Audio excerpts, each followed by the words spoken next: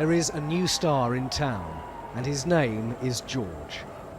Carefully held by his mother, the third in line to the throne arrived in Wellington after their 27-hour flight.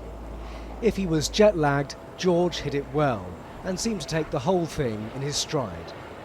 Mum's outfit was by one of Diana's favourite designers, Catherine Walker, and Twitter was soon awash with comments that it had a touch of doors to manual about it. The Cambridge's trip to New Zealand and then Australia is a 3-week marathon, and the reason is George. Whichever town William and Kate go to, most nights they will return to George, who will remain in a central hub location. In the case of New Zealand, the hub is here, the capital, Wellington.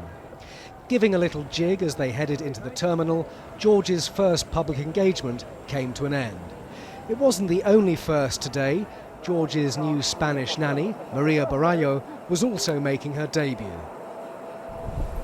Well, that was a good start. Little George seemed very relaxed, which is just as well because he's got to get used to a lifetime of this.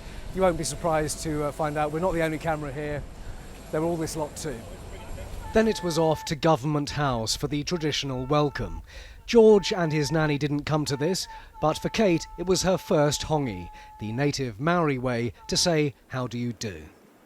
It did rain on their parade today, but no one seemed to mind. An absolutely amazing experience, and it's very exciting.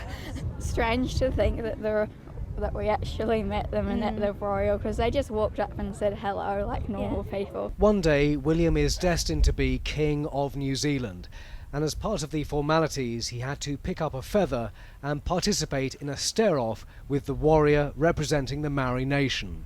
Respect is not an abstract concept here.